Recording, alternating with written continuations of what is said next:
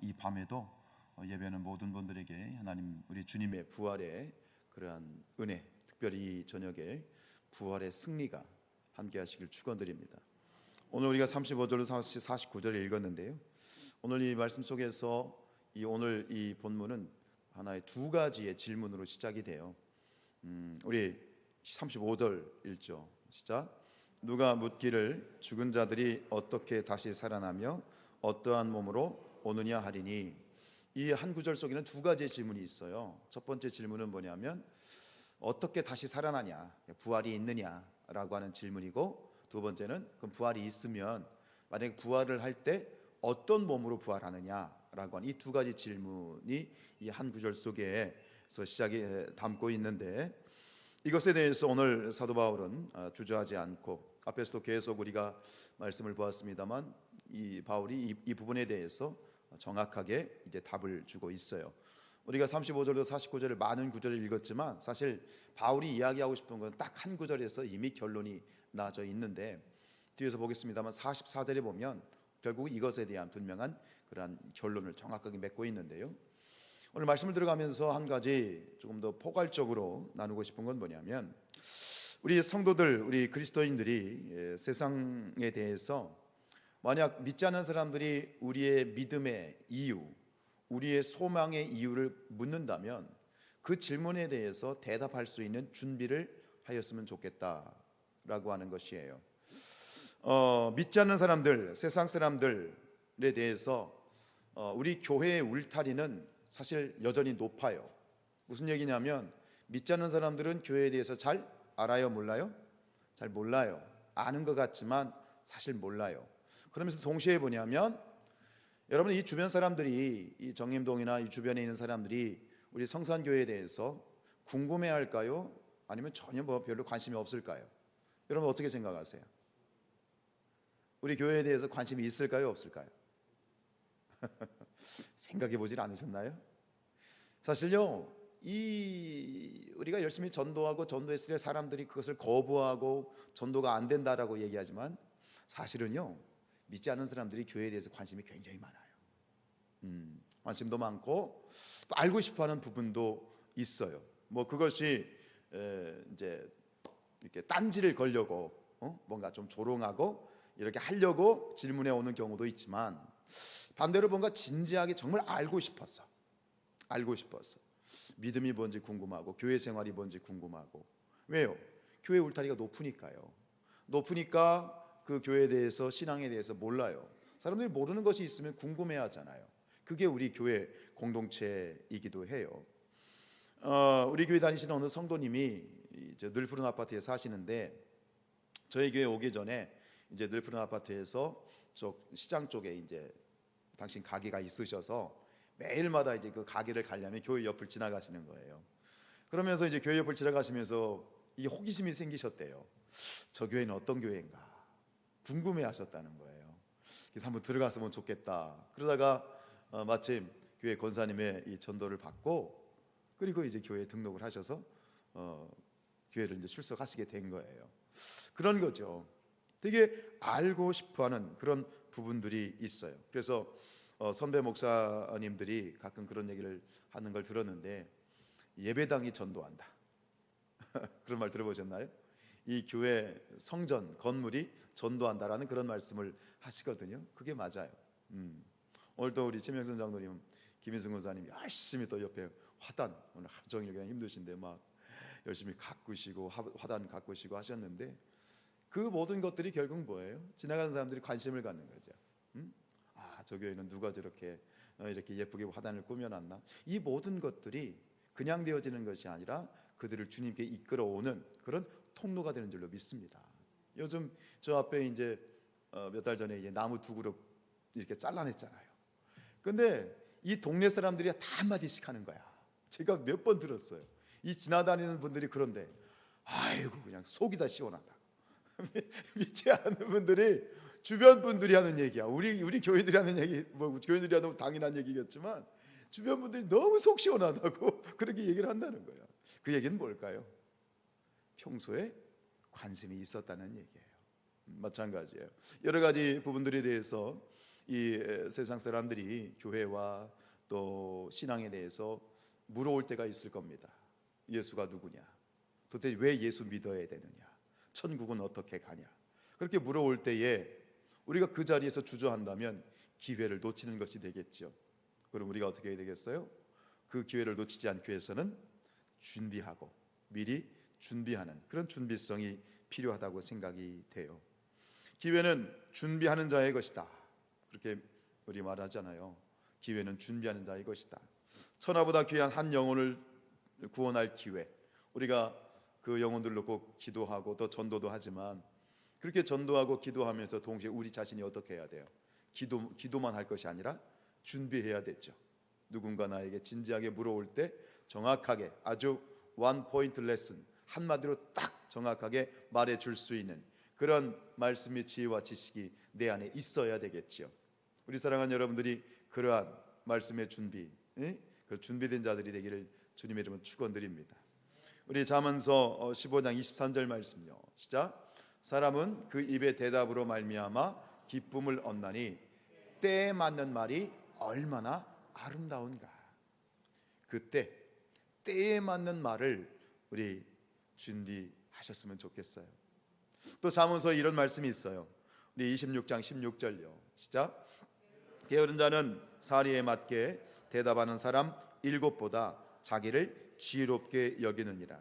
이게 무슨 뜻이냐면 누군가가 무엇에 대해서 질문을 했는데 그 질문에 대한 답변을 준비하지 못해서 억지를 부리는 거예요. 그냥 억지로 그냥 억지를 부리면서 내 말이 맞다고 그렇게 무조건 자기가 옳다고 주장하는 그런 이러한 어리석음을 빗대어서 하는 이야기인데, 그렇게 무조건 옳다고 예를 들어서 무조건 예수 믿어야 돼 예수 믿어야 돼 그냥 아니 그 말이 맞긴 한데 왜 믿어야 되는데 예수밖에 없어 왜 예수인데? 라고 물었을 때 우리의 믿음은 확실하지만 우리의 것을 설득력 있게 이야기를 해주지 않으면 그걸 누가 인정하겠어? 누가 받아들이려고 하겠어요? 이런 거예요. 준비하라는 거예요. 우리 이 지금 우리가 읽고 있는 이 고린도전서 15장이 무슨 장이라고요, 여러분? 고린도전서 15장이 무슨 장이다? 부활장이요. 자, 무슨 장이요? 부활장이요. 역시 오늘 본문도 이런 어떤 이 일련의 질문으로 대답하는 바울의 대답의 내용이라면 처음부터 그랬어요. 이 15장은 처음부터 이 믿지 않는 자들, 부활을 거부하는 자들에 대한 질문에 대한 대답으로 바울이 지금 대답을 해주고 있는 거예요. 여러분 절수를 보세요. 이게 적지 않아요. 15장의 절수가 몇 절이나 돼요? 58절이나 됐죠. 이건 절대로 적은 절수가 아니에요. 한 장을 따지면. 이게 무슨 얘기예요? 사도 바울이 이 부활에 대한 질문에 대해서 정말 어미새가 모이를 갖다 씹어가지고 아이새에게 이렇게 입에 담아주는 것처럼 이 질문에 대해서 바울이 그냥 믿어야 돼 뭐 이렇게 억지를 부리는 것이 아니라 조곤조곤 지금 설명해 주다 보니, 그러다 보니 이 절수가 길어질 수밖에 없는 거예요. 지금 이 절수에서도 우리는 이러한 것들을 우리가 찾아낼 수 있는 것이죠. 우리 베드로전서 3장 15절 말씀 읽을게요. 시작. 너희 속에 있는 소망에 관한 이유를 묻는 자에게는 대답할 것을 항상 준비하되 온유와 두려움으로 하라. 자, 여러분, 우리 안에 있는 이 소망에 관해서 부활의 소망, 천국의 소망, 믿음의 소망, 예수와 우리 하나님에 대한 그 소망, 그 소망을 왜 믿는지, 그 소망을 너희가 왜 가졌는지에 대해서 누군가 묻게 될 때에 그 이유를 정확하게 설명해 줄 수 있는, 대답해 줄 수 있는 그런 저와 여러분들 되시기를 주님의 이름으로 축원드립니다. 그럼 어떻게 해야 되겠어요? 말씀을 공부해야 되겠죠. 말씀을 잘 유념을 하시고 말씀을 읽고 묵상하고 또 시간을 내어서 공부할 수 있다면 참 좋겠어요. 그리고 더 중요한 건 뭐예요? 늘 말씀을 주야로 묵상하셨으면 좋겠어요. 그 말씀이 내 것이 되어서 때가 되었을 때 필요한 그 누군가에게 생명의 이 말씀을 전달할 수 있는 그런 저와 여러분들 되시기를 주님의 이름으로 축복합니다. 자, 오늘 이 부분에 대해서 바울이 질문을 했죠. 오늘 35절에서 질문했잖아요. 부활은 있냐? 그럼 부활한다면 도대체 어떤 몸으로 부활하냐? 사람이 죽어서 다 썩어가지고 흙으로 문드러져 버리는데 그럼 부활할 때는 도대체 어떤 모습으로 부활하냐라고 질문한 것에 대해서 오늘 앞에서 이 사도 바울은 무엇은 어떤 비유를 들고 있냐면 이 씨앗을 파종하는 거, 그죠? 씨앗을 땅에 심는 그 비유를 가지고 설명을 지금 하고 있어요. 우리 36절 말씀요. 시작. 어리석은 자여, 내가 뿌리는 씨가 죽지 않으면 살아나지 못하겠다. 일단 기선제압을 하는 것 같아요. 야, 이 어리석은 것아, 잘 들어, 뭐 이런 얘기 같아요. 똑바로 들어, 내가 설명해 줄게. 그러면서 얘기하는 게 내가 뿌리는 씨가 죽지 않으면 살아나지 못하겠다라고 하는 부활이라고 하는 것. 부활은 무엇을 전제로 한다? 죽음을 전제로 한다. 죽어야 부활할 수 있다라고 하는 그 이야기를 하고 있는 것이죠. 씨앗이 새로운 열매를 맺기 위해서는 땅에 떨어져 죽어야 가능하듯이 마찬가지로 인간의 육체도, 인간의 부활도 죽음 이후에, 그렇죠? 죽음 이후에 죽음의 과정을 필연적으로 거쳐야 한다라고 이렇게 우선 이야기를 해 나갑니다. 자, 37절입니다. 시작. 또 내가 뿌리는 것은 장래의 형체를 뿌리는 것이 아니요 다만 밀이나 다른 것에 알맹이뿐이다. 자, 너희가 씨를 뿌릴 때 뭘 뿌리냐? 다 장성해서 큰 이 나무, 이 온전한 것을 땅에 뿌리는 게 아니죠. 씨앗을 뿌리지 않느냐 이야기예요. 자, 그 다음 38절 시작. 하나님이 그 뜻대로 그에게 형체를 주시되 각 종자에게 그 형체를 주시느니라 라는 거죠. 무슨 얘기냐면 뿌릴 때는 씨앗을 뿌리지만 그것이 자라나면 또 다른 형체, 그리고 그것이 다시 또 다른 씨앗을 뿌리면 그것이 같은 뭐 철쭉이라고 해도 또 다른 형태로 이렇게 만들어지는 것처럼 부활하기 전의 형체와 부활한 다음의 형체는 같다 틀리다? 다르다라고 얘기하는 거예요. 오늘 이야기의 전부가 이 얘기를 하는 거예요. 즉 이 이야기를 하면서 심기운 씨앗이 새로운 형태의 식물을 만들어내듯이 부활하기 전의 육체와 부활한 후의 육체는 같다 틀리다? 다르다. 이것만 여러분들이 기억하시면 될 것 같아요.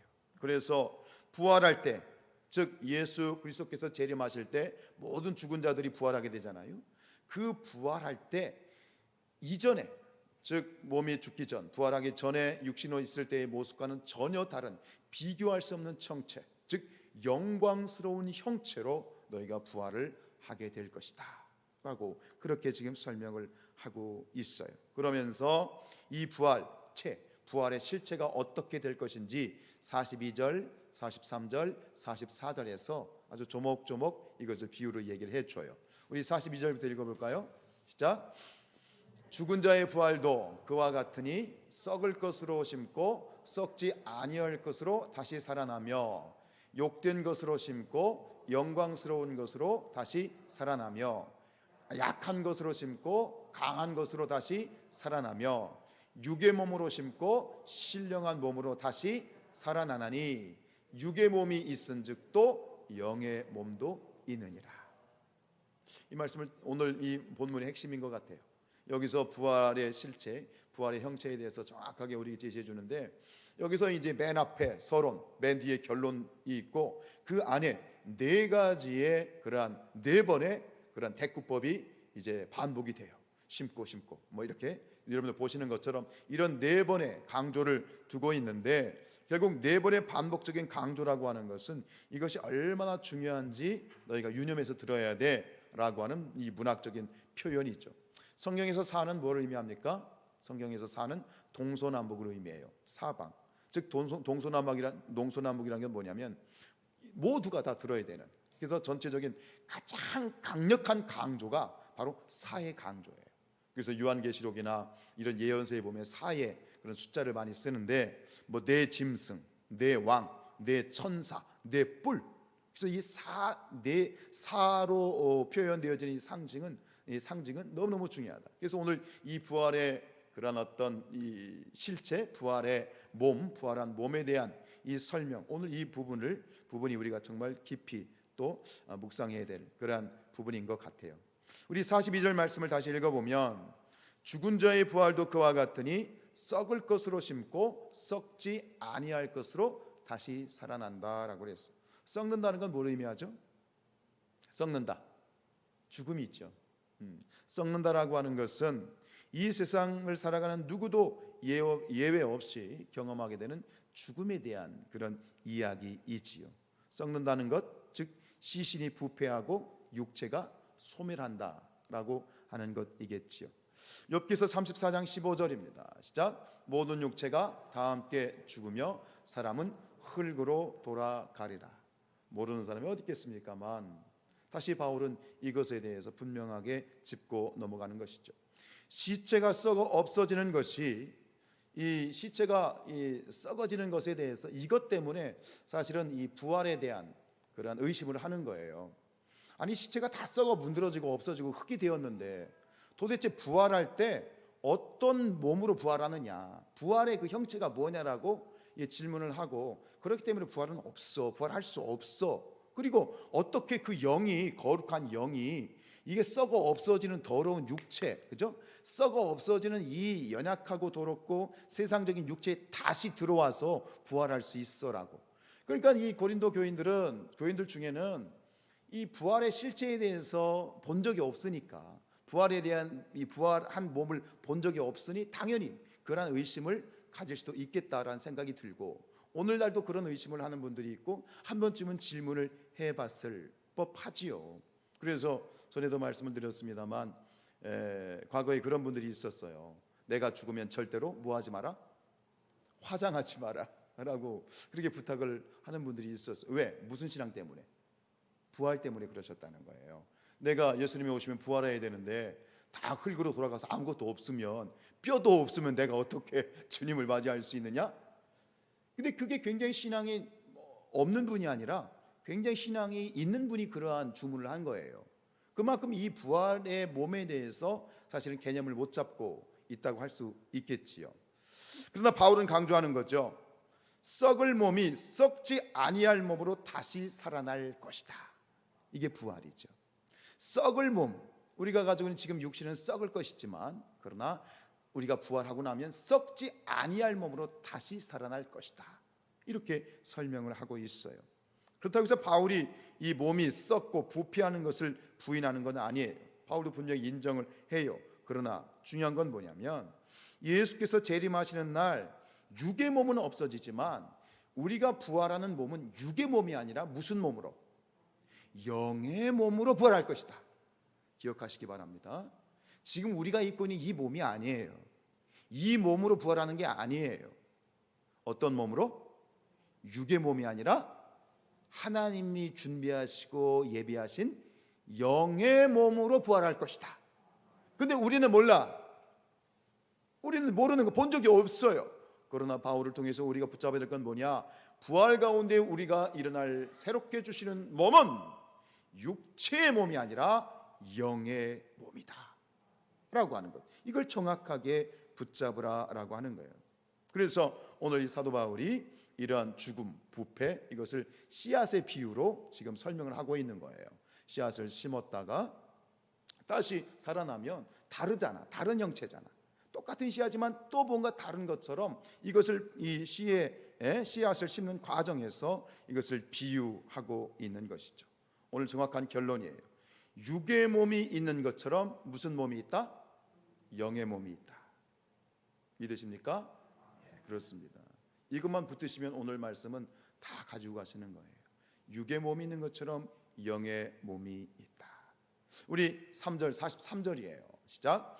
욕된 것으로 심고 영광스러운 것으로 다시 살아나며 약한 것으로 심고 강한 것으로 다시 살아난다. 그래서 앞에 나오는 것은 육의 몸에 관련된 것이고 뒤에 나오는 것은 영의 몸에 관련된 것이야. 육의 몸은 뭐한 거예요? 욕된 것이고 그리고 약한 것이에요. 그러나 영의 몸은 뭐한 것이다?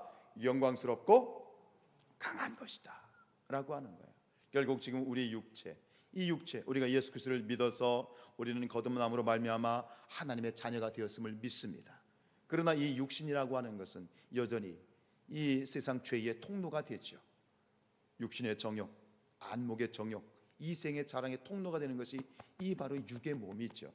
이 몸, 즉 죄에 오염되어지고 죄에 찌어들어 있는 이 육신으로 인해서 그것을 표현하는 것이 욕된 것이고 약한 것이다. 여러분, 우리가 얼마나 약합니까?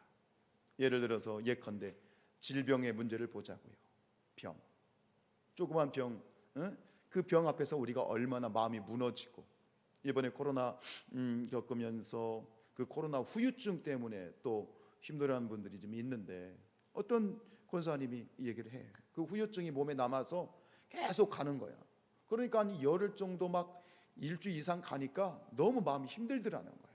그러다 하나님 앞에 안 되겠다 싶어가지고 막 집에서 찬송하고 기도했더니 할렐루야, 너무 감사하게도 열흘 만에 그 기운이 딱 끊어지고 회복이 되었다라는 간증을 들었어요. 여러분, 우리 지금 당장 얼마나 몸이 아프고 또 이 병이 우리를 마음을 얼마나 힘들게 해요.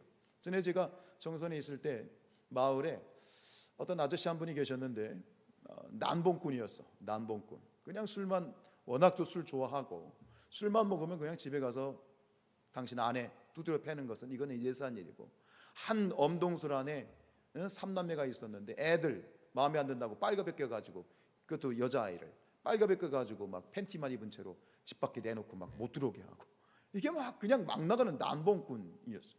근데 이분이 몸이 안 좋아지는 거야. 되게 건강이 안 좋아지기 시작한 거예요. 그래서 걱정을 하는데, 어쨌든 동네에 뭐 계신 분이니까 병원에 안 가시냐고, 병원 가시라고.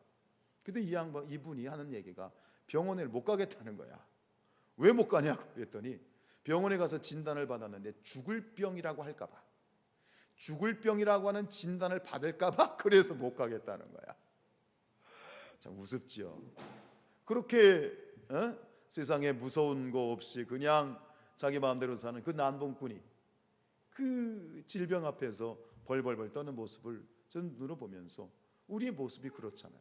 우리의 약함과 우리의 이 욕된 것, 그게 우리 육신에 속한 것이지만, 그러나 우리의 모습을 보면 참 확인되어지는 것들이 너무너무 많아요. 우리 로마서 7장 19절 말씀요. 시작. 내가 원하는 바 선을 행하지 아니하고 도리어 원하지 아니하는 바 악을 행하는도다. 저는 이것이 우리 연약함의 극치라고 생각해요. 다른 거 말고요. 마음은 내가 내 자신을 몰라. 분명히 이게 옳은 줄 알고 이렇게 해야 될 것 같은데 그게 돼요, 안 돼요? 안 되잖아요. 이게 분명히 옳고 하나님 뜻임에도 불구하고 분명히 그걸 놓고 기도도 하면서도 전혀 행동하는 거 보면 전 딴짓을 하고 있잖아요. 이게 우리 연약함. 이 연약함이 저는 대표적인 그런 말씀이라고 생각을 하게 되어지는데, 결국 이 모든 것이지만 결국 이 육신이 약한 것이, 욕된 것이 심겨진다. 심겨진다는 건 뭐예요? 죽는 것이죠. 이것이 죽는 것이죠. 죽음에 넘겨지는 것이죠. 그래서 심는다. 매장이죠. 이 땅속에 묻혀서 매장되어지는 것, 땅속에 심겨지는 것, 죽는 것이지. 매장되어지는 것이지. 그러니까 그 모든 것들이 죽고 다시 믿음 가운데 부활하였을 때 우리는 어떤 존재가 된다? 강한 존재가 되고, 그리고 우리는 영광된 그러한 존재가 되어진다라고 하는, 이것을 다시 한번 사도 바울은 이야기를 하고 있어요. 여러분, 그리스도를 죽은 자 가운데서 살리신 하나님의 능력이 바로 부활의 믿음을 가진 자들에게 나타나는 줄로 믿습니다. 앞으로 우리가 요즘 예수님께서 재림하실 때 일어나는 궁극적인 부활의 그런 모습도 되겠지만, 중요한 건 뭐냐면 지금이거든요. 지금 우리가 이 부활의 믿음을 가지고 살아가는 자들에게 이런 놀라운 능력이 나타난다는 거예요. 이런 놀라운 은혜와 부활의 그런 기적이, 부활의 승리가 우리의 삶에 드러난다는 거예요. 믿으십니까? 여러분, 병이 두려우세요? 질병이 두려우십니까? 죽음이 두려우세요? 뭐 그렇다고 인정하시는 거죠? 그런데 보면 우리의 신앙인들 가운데 죽음을 두려워하지 않고 죽음을 이기는 자들이 있어요. 이게 뭐다? 이게 부활 신앙이에요. 요즘 얼마 전에 돌아가신 그 고 이어령 교수님에 대한 그 다큐멘터리를 이제 보게 되었는데, 여러분 보신 분 계십니까? 뭐 얼마 전에 했어요. 그래서 고맙습니다 이어령이라고 하는 그런 다큐로 이제 또 주일날인가 제안하고 이제 쭉 한번 보게 되어졌는데, 우리가 이 부활의 몸으로, 부활의 어떤 이 신앙 가운데에서 영광스러운 몸으로, 그리고 강한 몸으로 변화되어진다는 건 뭐냐면, 우리가 이 세상 가운데에서 부활 신앙을 가지고 있을 때 우리가 세상을 이길 수 있다, 부활의 승리를 이야기해 주는 거거든요. 이 이어령 교수님의 이 다큐멘터리를 쭉 보면서 그 뒷부분에 이 교수님이 지금 얼마 돌아가시 10년 전에 이어령 교수님의 딸이 죽었죠. 그죠? 이민아 목사라고 목사님이셨어요. 예, 교수님의 딸이 이제 이민아 목사였는데, 이 이민아 목사가 이제 10년 전에 이미 이제 먼저 가셨는데, 그 이야기를 하면서 이 이어령 교수님이 하셨던 이야기를 제가 읽어 드릴게요. 뭐 그대로 읽어 드리는 게 좋을 것 같아요. 탄생과 죽음이 다 탄생할 때 예정된 거예요. 어떤 사건이 죽음 이상으로 크겠어요? 모든 게 사라져요. 그러니까 나의 종교는 이제 시작하는 거예요. 지금 시작하고 맞닥뜨려 보는 거예요. 우리 딸은, 이민아 목사예요, 우리 딸은 그걸 해냈어. 정말 암이 있었으면 숨었을 거예요. 왜? 전혀 두려워하지 않아 죽기 직전까지 그랬기 때문에 암이 우리 딸을 정복 못했죠. 죽음이 정복 못했죠. 죽음은 그의 신앙의 한 에피소드에 지나지 않은 것이죠. 오늘도 내 딸을 기억하는 사람들은 처참하게 처절하게 말라서 끝까지 고사해서 처량하게 죽어가는 모습이 아니라 하나님의 신부요 빛나는 얼굴로 교단해서, 그게 그의 마지막 얼굴이에요. 암도 못 부신 거예요. 그의 사랑과 신앙을. 암도 못 부셨대요. 무엇을? 그의 신앙과 하나님에 대한 사랑을. 이렇게 지금 그의 아버지 이어령 교수는 자기 딸의 죽음을 이렇게 고백을 하고 있어요. 여러분, 이게 뭐냐? 이게 바로 부활의 삶이에요. 부활의 신앙이에요. 죽음은 두려워요. 질병은 힘들고, 우리 마음 속에 얼마나 두려운 게 많아요.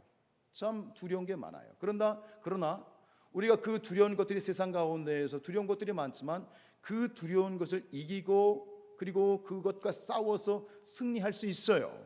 왜요? 우리 안에 누가 계셔요? 부활하신 예수님이 계시기 때문입니다.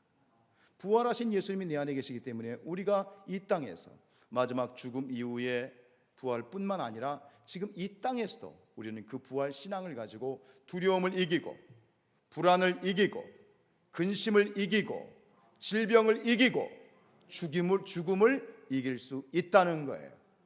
이 이민아 목사님에 대한 이야기를 예로 들었지만, 그러나 크고 작은 부분들에 대해서 저는 우리 성도님들의 이러한 그 삶을 보면서, 또 특별히 이번에 신방을 하면서 참 느끼는 건 뭐냐면, 정말 대단하다, 정말 멋지다라고 하는, 그게 뭐냐?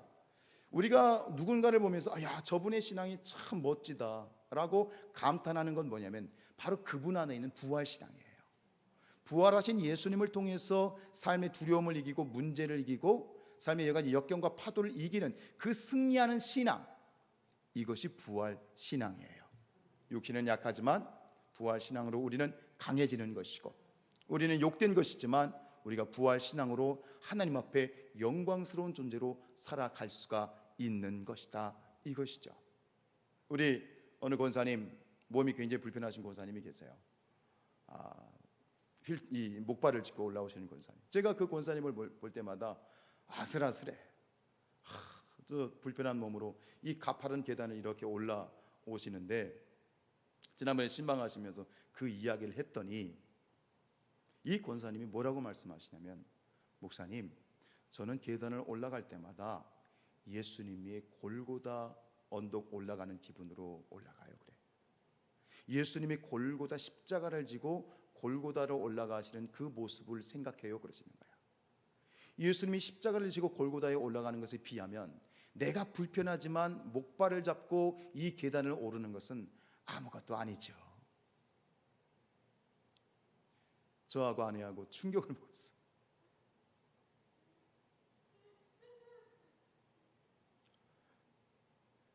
아니 그의 모습이 이게 뭐예요 이게? 사실 저도 목사로 있지만 목사라고 하지만 그 정도 신앙이 안 되는 거야. 계단을 오를 때마다 예수님의 골고다를 목사가 하신다는 거야. 목사님 그거에 비하면 저는 고속도로예요 그러는 거야. 이게 어디서 오는 걸까요? 이게 부활신앙이에요. 부활하신 예수님이 내 안에 계시니까요. 여러분 우리는 부활이 미래의 사건이 아니라 지금 우리의 삶의 부활이 이루어지고 있고요. 여러분들이 그런 삶을 살고 계시고요. 또 그런 삶을 살아야 돼요. 아멘이세요? 그럼 살아야 돼요. 그게 하나님이 원하시는 거예요.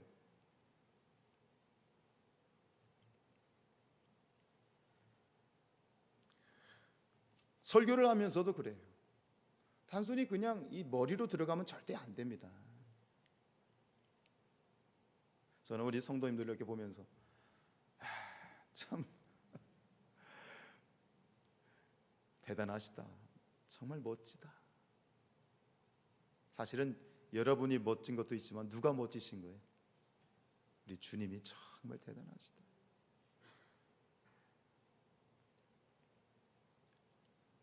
우리 44절 말씀 읽죠. 시작.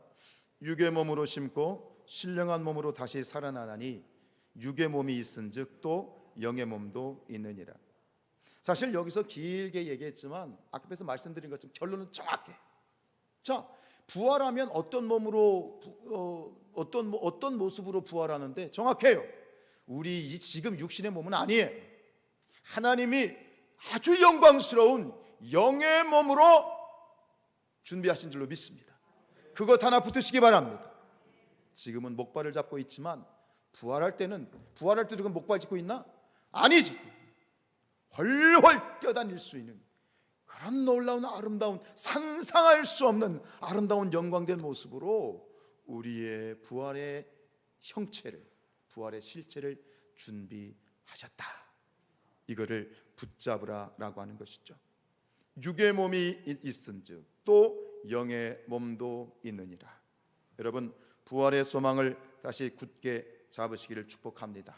그래서 오늘 우리가 주님이 재림하시는 그날이 아니라 오늘 바로 여기에서 오늘 여기서 우리가 부활의 기적을 나의 것으로 만들고 부활의 승리가 내 것이고 부활의 회복이 내 것이고 부활의 소망이 내 것이고 내 것으로 가지고 그런 부활의 신앙을 살자는 거예요.